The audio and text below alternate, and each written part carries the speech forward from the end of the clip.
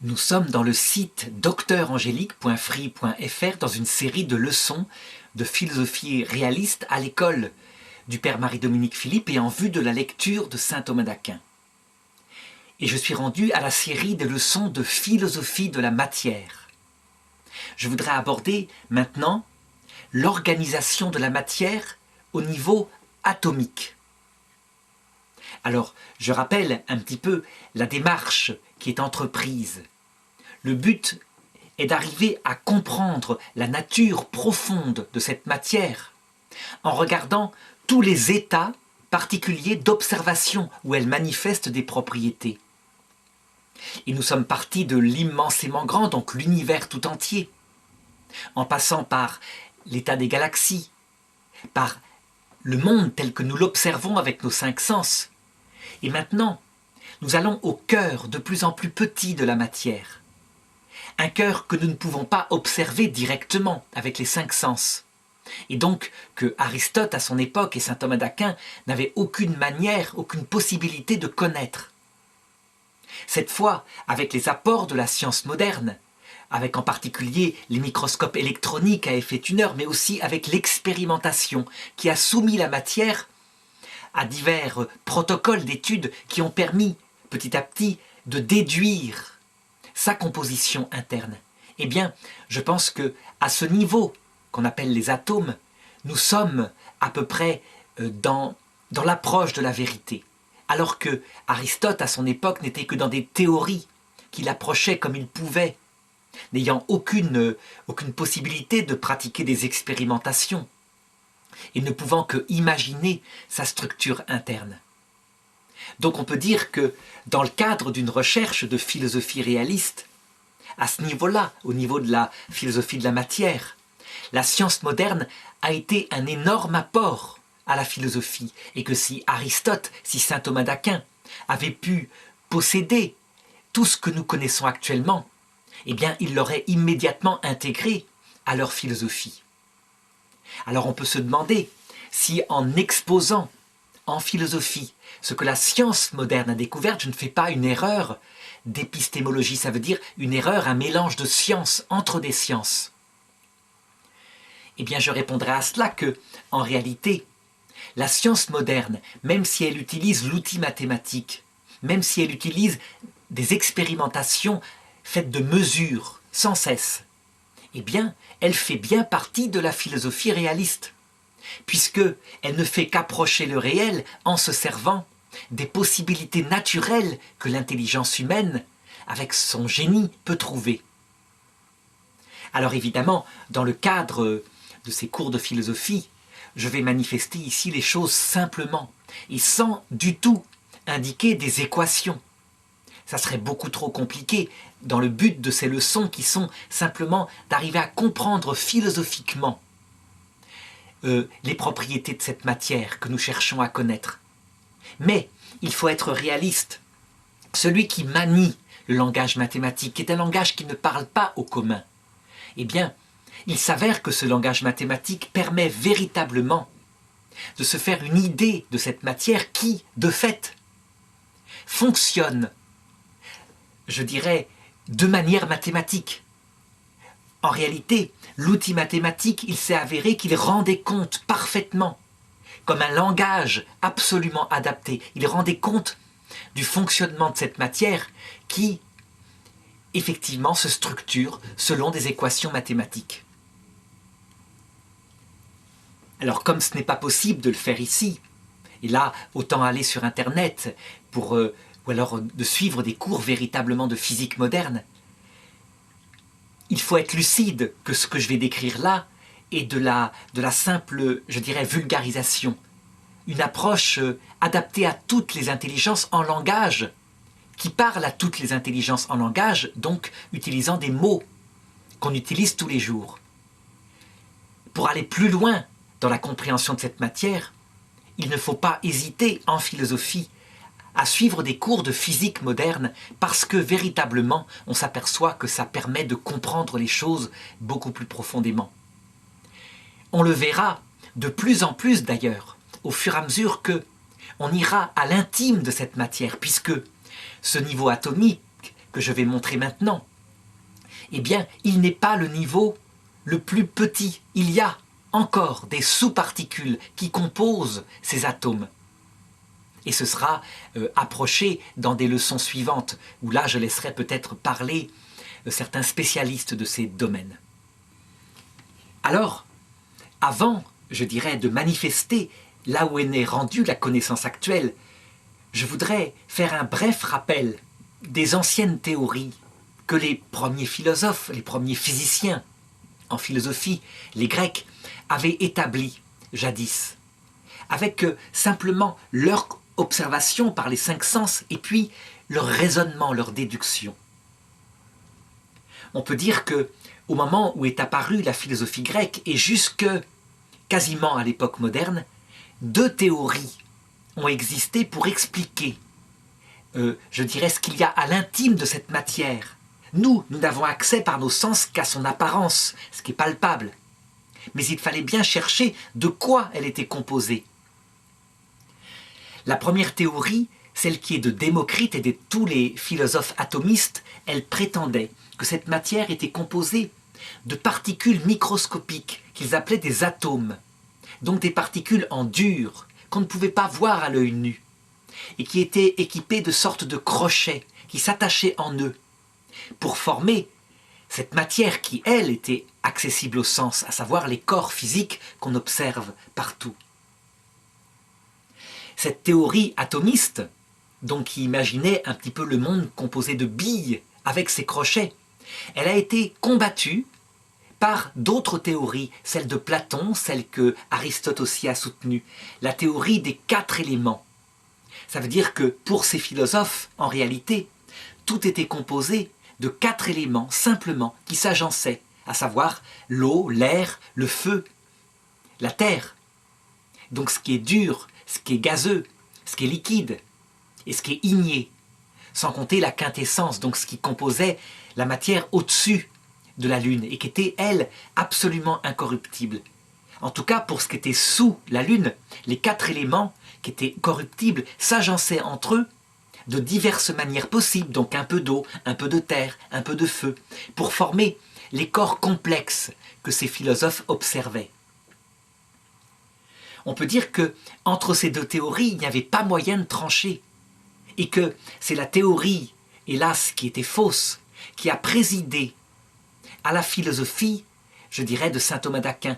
Il a opté avec Aristote pour la théorie des 4 éléments et du 5e élément, la quintessence. Or, voilà que, à l'époque moderne, avec l'invention des méthodes scientifiques, on s'est aperçu qu'en réalité, c'était la théorie atomiste qui était celle qui correspondait à la réalité. Mais évidemment, une théorie atomiste refondée, pas celle de Démocrite, donc qui lui ne pouvait qu'imaginer des petites boules avec des crochets. Et c'est ce que je voudrais décrire maintenant. Alors au départ, tout est parti de l'alchimie, qui s'est transformée ensuite en chimie. Et les chimistes se sont aperçus qu'on pouvait décomposer certains corps, et que, dans les éprouvettes, il apparaissait de la matière en quantité stable. Ça veut dire, par exemple, si on décompose l'oxygène, je veux dire l'eau, on obtient un double volume d'hydrogène et un simple volume d'oxygène. Alors évidemment, il a fallu du temps pour nommer ces parties qui composaient l'eau, ainsi que tout ce qui composait la matière qu'on pouvait décomposer.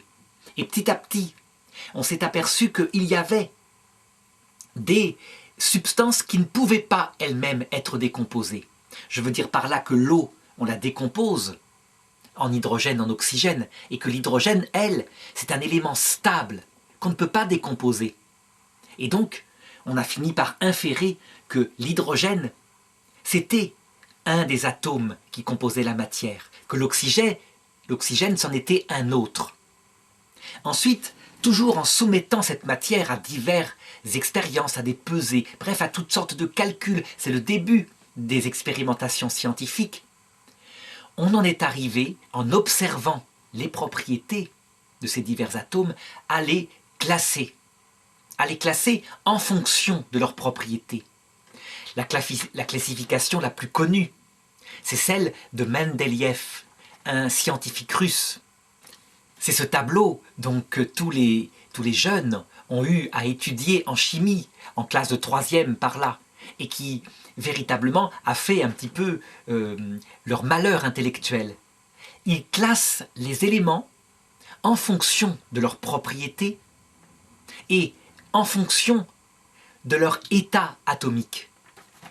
Donc en s'appuyant sur leurs propriétés chimiques qui parfois sont les mêmes, exemple, tout ce qui est métallique transmet l'électricité, eh bien ils situent tous les métaux qui de fait sont des atomes qui ont une configuration qui se ressemble dans une colonne particulière. Et donc il fait des périodes, il classe comme ça, ce tableau va être revu après lui, mais en gros, on arrive à l'élément, l'atome le plus simple qui est l'hydrogène, à des atomes qu'il prévoit, dont il prévoit l'existence, parce que c'est logique, ça correspond, mais qu'on n'a jamais pu véritablement tenir tellement ils sont complexes. Et le plus lourd d'entre eux serait l'ununoctium, un atome composé de 118 protons. Mais évidemment, on a réussi, paraît-il, à synthétiser uniquement 3 fois un atome de cette chose-là, qui est extrêmement instable parce que beaucoup trop lourde.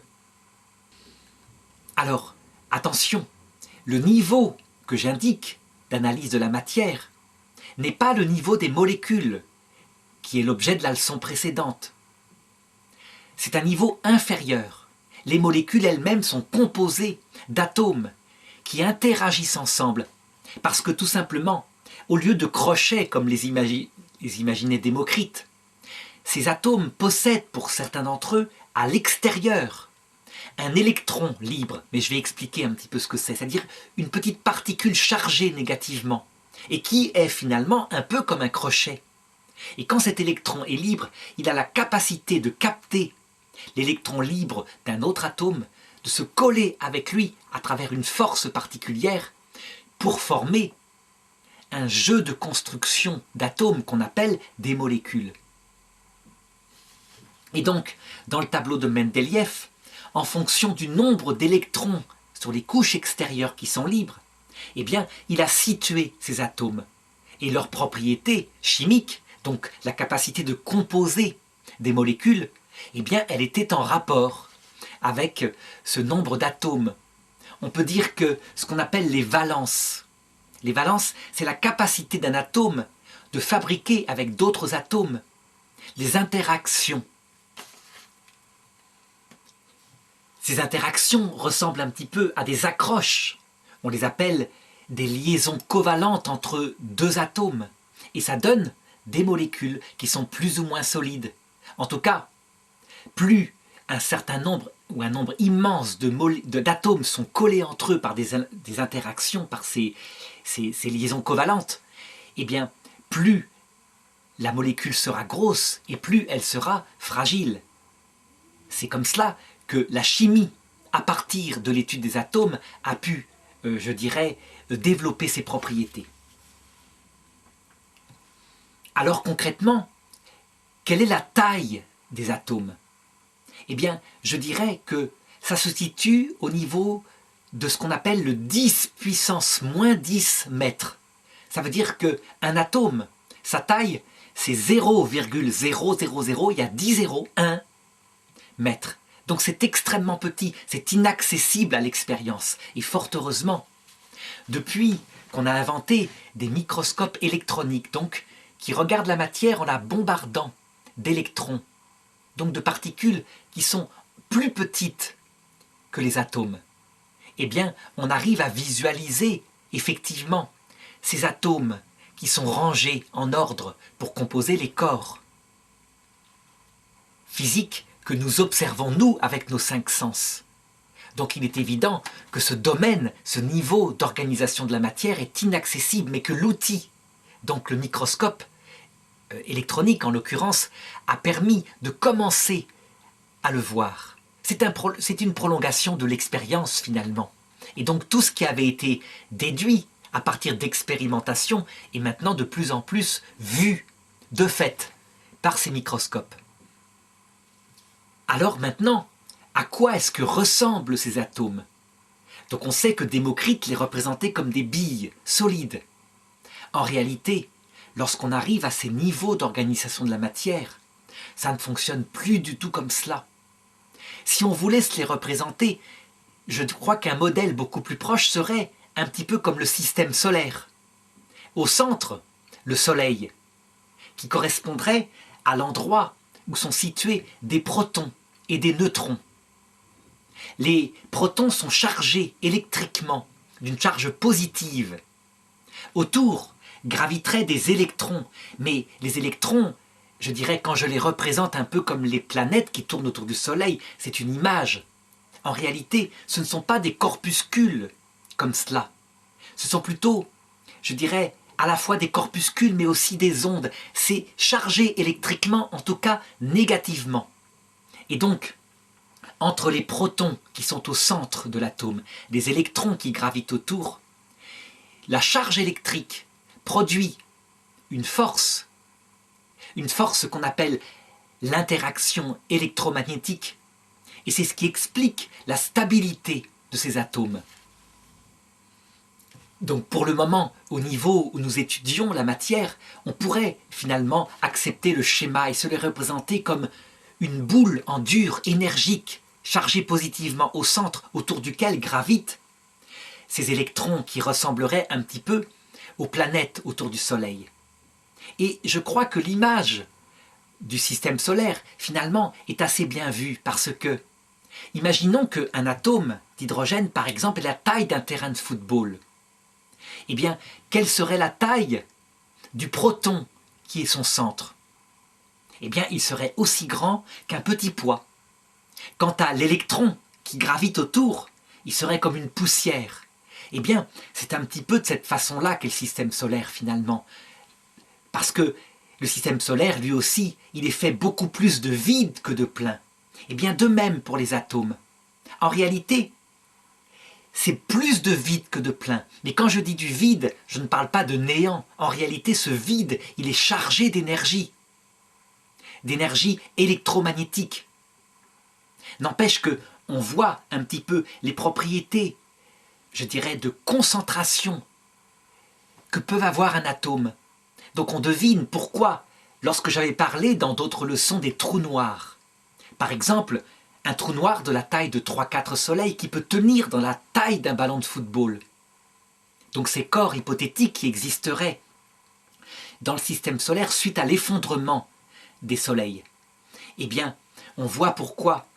Parce que la matière peut véritablement, en s'écroulant sur elle-même, prendre beaucoup moins de place que ce qu'elle prend actuellement. Il y a plus de vide que de plein à l'intérieur d'un atome. Alors évidemment, à notre niveau d'observation, cette matière, elle est palpable. On la touche, on ne peut pas pénétrer à l'intérieur. Elle est dure. Mais en réalité, elle est composée de choses qui ne sont pas de l'ordre du palpable. Ça, c'est juste nos sens extérieurs qui ont l'habitude, puisque nous vivons à ce niveau d'organisation, de la considérer comme cela. À l'intérieur, ce sont des jeux d'énergie qui vibrent entre eux. Et je ne suis même pas sûr qu'en réalité, il y ait quelque chose de solide au sens propre du terme, comme l'indique la théorie des quanta, mais qui sera abordée à un autre niveau de recherche. Alors l'atome le plus léger, le plus simple, c'est donc l'hydrogène. Et c'est lui qui est apparu au point de départ lorsque, après le Big Bang, donc l'hypothèse la plus certaine par rapport à l'origine de l'univers, après que le Big Bang se soit suffisamment, je veux dire, établi, que la matière ait pris plus de place pour qu'elle se structure sous forme de ces atomes, c'est l'hydrogène qui est apparu en premier. Et c'est l'hydrogène qui, en se concentrant, a donné les étoiles qui se sont allumées un peu plus tard. L'hydrogène lui-même, c'est donc un seul proton chargé positivement et autour qui gravite un électron chargé négativement. On sait maintenant comment, dans ces premiers soleils, dans ces premières galaxies qui sont apparues après le Big Bang, par réaction nucléaire de fusion entre ces atomes d'hydrogène, ils ont fusionné ensemble. Donc, deux atomes d'hydrogène, ce qui veut dire un proton d'un côté, un autre proton de l'autre, ont fusionné pour donner de l'hélium. L'hélium qui possède 2 protons en son centre et donc 2 électrons qui gravitent autour. Eh bien, cette fusion faisait que le corps qu'en est sorti l'hélium n'est pas lourd, n'est pas aussi massif que deux atomes d'hydrogène ajoutés. Il y a donc une perte de masse.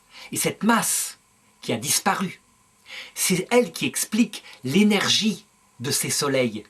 Ça veut dire que la matière qui semble disparaître, qui en fait ne s'anéantit jamais, elle se transforme en chaleur, en photons, en particules diverses, ce qui explique la lumière des étoiles.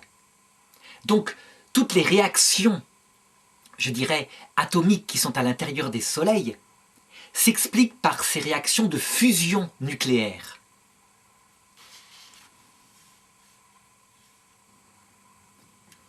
Ensuite, lorsque les atomes d'hélium sont là, eh bien, ils vont eux-mêmes continuer de fusionner. Et petit à petit, de plus en plus apparaîtront des atomes de plus en plus lourds, c'est-à-dire comprenant en leur centre beaucoup plus de protons, de neutrons, et à l'extérieur, sur leur couche externe, gravitant autour, des électrons de plus en plus nombreux. On le voit bien, tout ce que j'indique ici, en partant du Big Bang, en continuant par les galaxies, en regardant maintenant les atomes, on voit bien, une fois de plus, que c'est la même matière. Et qu'en réalité, ce que j'approche maintenant, ce sont ces éléments microscopiques, ces éléments fondamentaux. Alors on pourrait se dire, mais là, avec les atomes, on a atteint ce qu'il y a de plus petit, et donc Démocrite avait raison. En réalité, ce n'est pas vrai du tout. On vient de le voir d'ailleurs, ces atomes eux-mêmes sont composés de sous-particules. Et donc je voudrais rapidement manifester ce niveau des particules élémentaires qui composent les atomes. Mais sachant qu'il faudra qu'il y ait une leçon particulière au moins pour décrire cela au point de vue philosophique. Alors, dans leur structure, les atomes vont mettre en jeu diverses forces qui vont leur permettre de tenir. La première force, celle qu'on a déjà un petit peu abordée, cette force qui unit le proton chargé positivement et l'électron qui gravite autour. C'est ce qu'on appelle l'interaction électromagnétique. C'est une force qui vient des charges électriques de chaque particule. C'est donc une force qui s'exerce à l'intérieur même des atomes. Cependant, qu'est-ce qui explique que les protons et les neutrons tiennent comme cela, comme particules, au centre de l'atome? On pourrait se dire, ce sont peut-être des particules élémentaires qu'on ne peut pas diviser. Eh bien, ce n'est pas du tout vrai. En étudiant ces particules que sont les protons et les neutrons dans les accélérateurs géants qu'on construit un petit peu partout, il y en a un du côté de la frontière suisse, en les propulsant à grande vitesse, en les faisant s'écraser les uns contre les autres pour les casser, on s'est aperçu qu'en réalité, ils étaient composés eux-mêmes de particules encore plus élémentaires, qu'on appelle les quarks. Un proton, il est composé de 3 quarks qui sont unis entre eux. Un neutron, il est composé de 3 quarks qui sont unis entre eux. Et ils sont unis entre eux par une force, une sorte de colle extrêmement puissante, qu'on appelle l'interaction forte. Et cette interaction forte, elle n'est pas due au hasard. Il y a elle-même une petite particule qui l'explique, qu'on appelle un gluon. Ça veut dire que les quarks s'échangent entre eux des gluons. Le terme gluon veut bien dire ce qu'il veut dire, c'est comme de la glu, de la colle forte, qui fait qu'il est extrêmement difficile de les casser. De même, l'interaction électromagnétique qui s'exerce entre le proton et, d'autre part, l'électron qui tourne autour, eh bien, ce n'est pas simplement une onde, c'est aussi une particule. En fait, ils s'échangent sans arrêt des photons, et ces photons expliquent cette interaction électromagnétique, ce qui veut dire qu'on devine déjà en physique qu'il y a à la fois des ondes, c'est-à-dire des forces qui unissent ces choses-là, mais que ces forces elles sont portées par des petites particules qu'il va falloir chercher à comprendre, à connaître. Mais ce n'est pas tout. Lorsque apparaissent des atomes extrêmement lourds, donc comprenant énormément de protons au centre et d'électrons autour, on constate qu'ils se dégradent. Ils se dégradent spontanément. Par exemple, l'uranium, il émet de la radioactivité. C'est quoi la radioactivité? Eh bien, ce sont des particules qui s'échappent de cet atome d'uranium parce qu'il est tellement lourd qu'il veut retomber à un état plus stable. Comme par exemple le plomb, qui lui est stable. Beaucoup plus. Eh bien, cette force qui va intervenir dans cette destruction des atomes qui sont beaucoup trop lourds, on l'appelle l'interaction faible. Et elle-même, c'est une autre force, je dirais c'est la troisième force qui est présente à l'intérieur de ces atomes. Elle s'explique par un échange de particules très mystérieuses qu'on a appelées les particules W, les particules Z, et donc qu'on cherche à comprendre. Et donc résultat, on voit ici trois forces dans la nature au niveau des atomes. Et il ne faut pas oublier la quatrième force, celle qu'on avait découverte au niveau de l'immensément grand et qui explique la forme des galaxies, la forme sphérique des planètes, des soleils, qu'on appelle la gravitation. Eh bien la gravitation elle-même, du coup, les scientifiques se disent il doit y avoir quelque chose qui l'explique, une particule particulière qui l'explique. Et ils l'ont nommé à l'avance les gravitons, même si jamais on ne l'a trouvée, cette particule-là. Ça veut dire que lorsqu'on arrive à l'étude de la matière, à niveau des sous-particules qui composent les atomes, on est loin d'avoir trouvé les choses, on est loin d'avoir compris. C'est ce qu'on cherche actuellement à comprendre. Et donc c'est un domaine que l'intelligence des physiciens cherchera à découvrir au XXIe siècle. Il y a un modèle standard avec une série de particules que j'ai indiquées, les électrons, les protons, les neutrons, les gluons, les quarks, etc. Mais ce modèle-là, il ne sera validé que lorsqu'on aura trouvé toutes les particules qu'on imagine être présentes pour l'expliquer. Et il se peut qu'il y ait un autre modèle qui apparaisse et qui donne sa vérité. Alors je conclurai cette leçon en montrant comment le niveau atomique d'organisation de la matière, eh bien, il ne se comprend que par son niveau supérieur, l'organisation en molécules, et par son niveau inférieur, l'organisation en particules encore plus petites, plus élémentaires que ce qui compose un atome. On voit bien que cette matière, elle est construite de plus en plus petite, mais que tout se tient. On peut dire que l'état d'observation qui est celui du philosophe avec ses 5 sens n'est qu'un des états particuliers où cette matière s'exprime. Et il ne faudrait pas croire que ce que nous présentent nos sens, à savoir tout est dur, tout est chaud ou froid, correspond véritablement à ce que nous imaginons être la réalité. En réalité, tout est fait de vide, tout est fait de force. La chaleur, ce n'est qu'une impression. C'est en fait l'agitation des particules entre elles plus ou moins rapides. Le froid, c'est l'absence d'agitation ou le manque d'agitation qui fait qu'on le ressent par nos sens. Donc on est bien obligé, on le voit si on veut être philosophe, de dépasser le simple domaine de l'expérience qu'avait Aristote pour entrer véritablement dans l'expérimentation scientifique, dans les mesures, dans les analyses, dans les instruments de plus en plus complexes.